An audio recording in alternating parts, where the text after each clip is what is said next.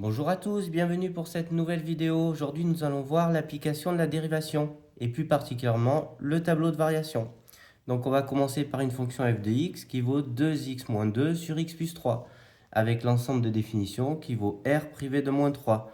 Moins 3 est la valeur interdite. Le dénominateur ne peut pas valoir 0. Donc, on va commencer par calculer la dérivée. Donc, on est sur la forme u sur v. Donc, u sur v, u' v moins uv' sur v carré, avec u qui vaut 2x moins 2, et donc u' qui vaut 2, v qui vaut x plus 3, et v' qui vaudra 1. Et puis après, on injecte dans la formule.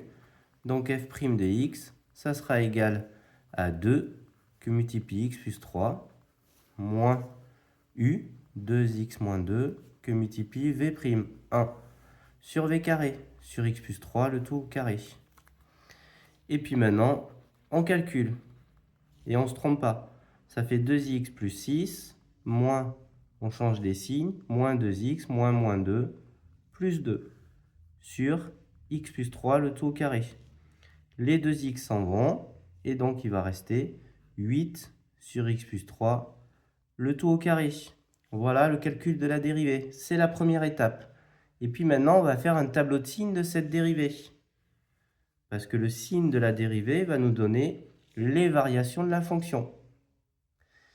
Et donc, ça va faire moins l'infini plus l'infini. Ici, on va mettre le numérateur, donc 8, qui est positif, qui ne va pas changer les signes, mais qui est important. Donc, x plus 3 au carré. Et puis, la ligne d'après, ça va être f' de x, comme la division de 8 sur x plus 3, le tout au carré. Et puis sur une dernière ligne, on aura les variations de f. Donc 8, c'est toujours positif sur tout R.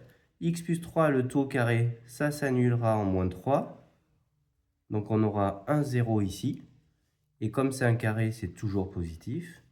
Et puis maintenant, quand on va faire la division, ben forcément, la valeur interdite, c'est là qu'elle va apparaître.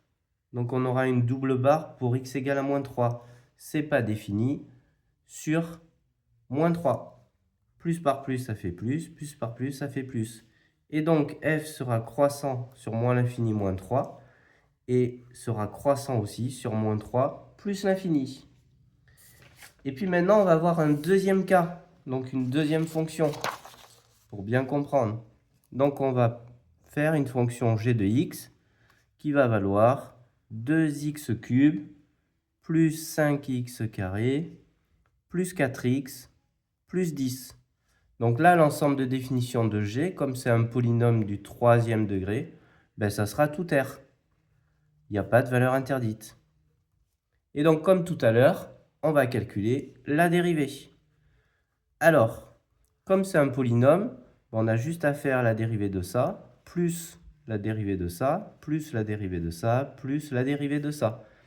Donc ça va faire 2 que multiplie la dérivée de x³, 3x carré, plus 5 que multiplie la dérivée de x carré, 2x, plus 4 que multiplie la dérivée de x, 1, plus 0, la dérivée de 10 valant 0, comme c'est une constante.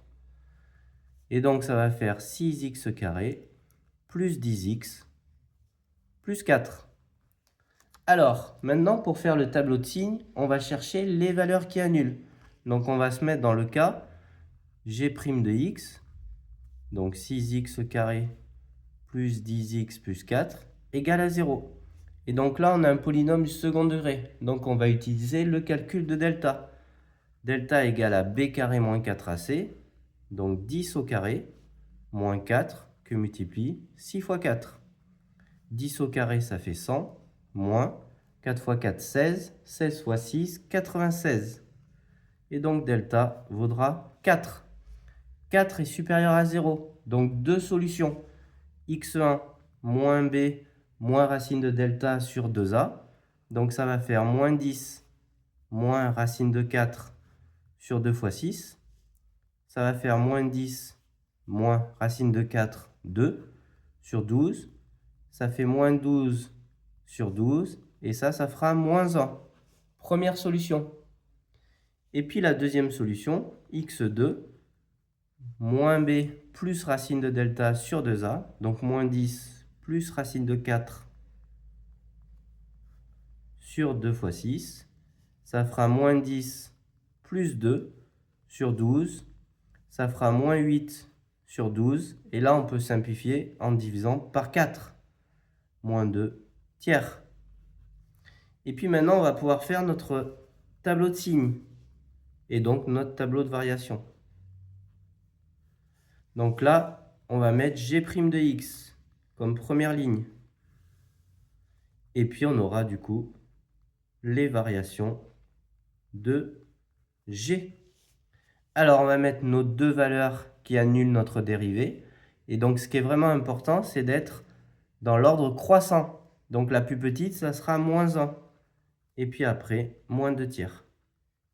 Et donc pour ces deux valeurs, on aura g' de x qui vaut 0. Et donc qu'est-ce que ça nous dit, le second degré? Signe de a à l'extérieur des racines. A vaut 6, donc positif.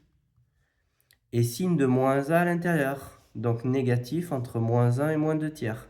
Et donc on aura croissant sur moins l'infini moins 1, décroissant sur moins 1 moins 2 tiers, et croissant sur moins 2 tiers plus l'infini.